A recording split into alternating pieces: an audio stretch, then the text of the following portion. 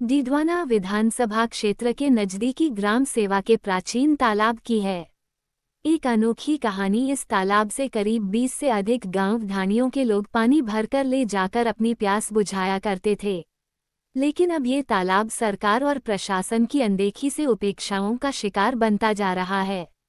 आपको बता दें कि विधानसभा क्षेत्र के नजदीकी ग्राम सेवा में ये प्राचीन तालाब स्थित है। ग्राम में प्रवेश करते ही कुछ दूरी पर ये तालाब है।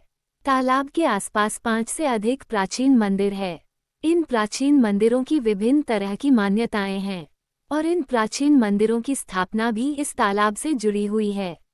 आपको बता दें कि इस तालाब से सेवा नाथूसर सुपका ललासरी दयालपुरा खारिया बेमोट नेत्रो की ढाणी मानकसर चौलुखा मीर कुआं की ढाणी और भी कई गांव ढाणियों के लोग इस तालाब से पानी भरकर ले जाया करते थे और पीने के लिए काम में लिया करते थे।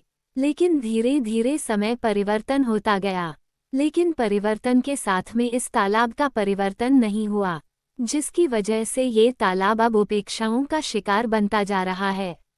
अगर इस तालाब का जीर्णोद्धार होता है और इसकी सही देखरेख होती है तो ये तालाब एक पर्यटक स्थल के रूप में विकसित हो सकता है।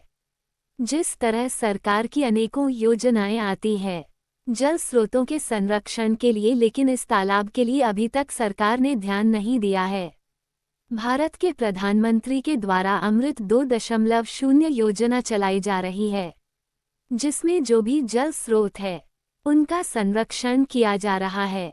लेकिन कई गांव में ऐसे जल स्रोत है जो जिले ही नहीं कई प्रदेशों में विकसित हो सकते हैं और इन जल स्रोतों की वजह से कई गांवों की प्यास बुझ सकती है। लेकिन इन जल स्रोतों की देखरेख नहीं होने के कारण यह उपेक्षाओं के शिकार बनते जा रहे हैं। आपको बता दें कि इन जल स्रोतों की वजह से भीषण गर्मी के दौर में पानी की कमी को दूर किया जा सकता है, लेकिन फिर भी सरकार ध्यान नहीं दे रही है। सेवा ग्राम में स्थित ये तालाब करीब 1000 वर्ष से भी ज्यादा पुराना है।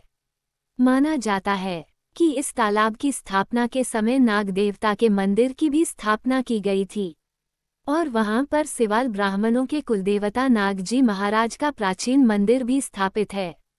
भाद्रपद की नाग पंचमी को स्वयं नाग देवता इस मंदिर में आते थे और दूध ग्रहण किया करते थे।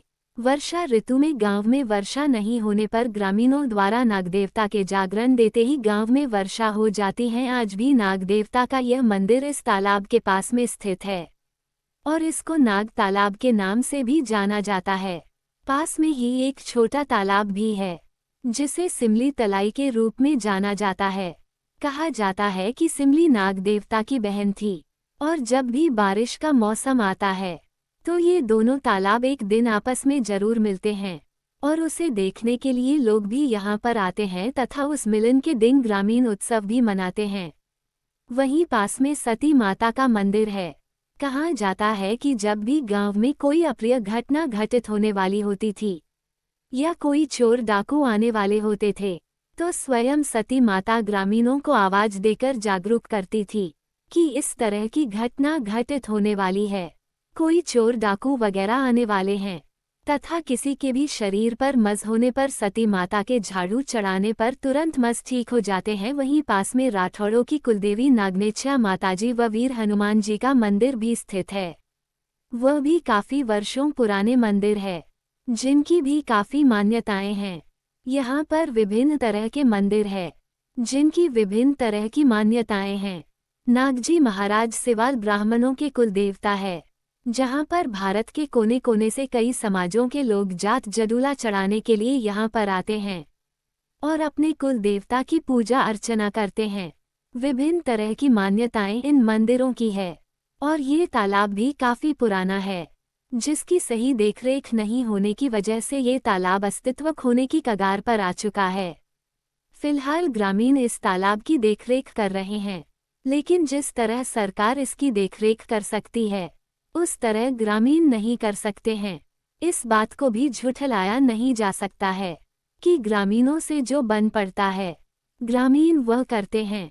समय समय पर इस तालाब की साफ सफाई भी करते हैं और इस तालाब में कई बार कीचड़ वगैरह भर जाता था, उसे भी बाहर निकलवाते हैं और इस पानी को पीने योग्य रखते हैं।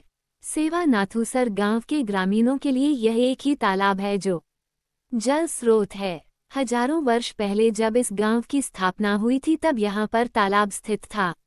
इसी तालाब को देखते हुए यहाँ पर ग्रामीण रहने लगे और उन्होंने अपना यहाँ पर घर बनाया। ये तालाब तो लगभग 1000 तालाब वर्ष यहाँ पुराना पर है। स्थित है।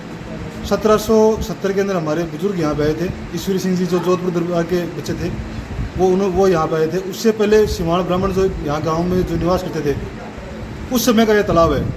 और तालाब तो ये प्रशासन की अनदेखी की वजह से छत विकसित हो रखा है। आज इस तालाब का जीर्णोद्धार होना बहुत ज़रूरी है। इस टाइप के तालाब नागौर डिस्ट्रिक्ट में बहुत ही कम है। यूँ मानिए कि आप एक आधा तालाब को ऐसा है जो इतने वर्षों पुराना है और प्रशासन की अनदेखी की वजह से वो आज छत विकसित हो रखे हैं। तालाब का सौंदर्यीकरण होना बहुत ज़रूरी है। यहाँ के आसपास के जो गांव है जैसे मीर कुआं की ढाणी है, सूपका है, ललासरी है, बेमोट है, दयालपुरा है, बरडवा है और चौड़ुका है, नाथूसर है जो हमारा ही रेवेन्यू गांव है। ये सभी गांव है। इन सभी ग्रामों के जो ग्रामवासी है उन्होंने अपना जीवन यापन इस तालाब के माध्यम से ही किया था। नहर का पानी और जो ये दौलतपुरा वाली सप्लाई है ये तो अभी चालू हुई है और इनका भी कोई भरोसा नहीं है। ये जो आसपास के 8-10 गांव है ये गांव इसी तालाब पे डिपेंड है और आज प्रशासन की अनदेखी की वजह से ये तालाब है ये अपेक्षा का शिकार हुआ है। इसका जीवनदार होना बहुत ही ज़रूरी है।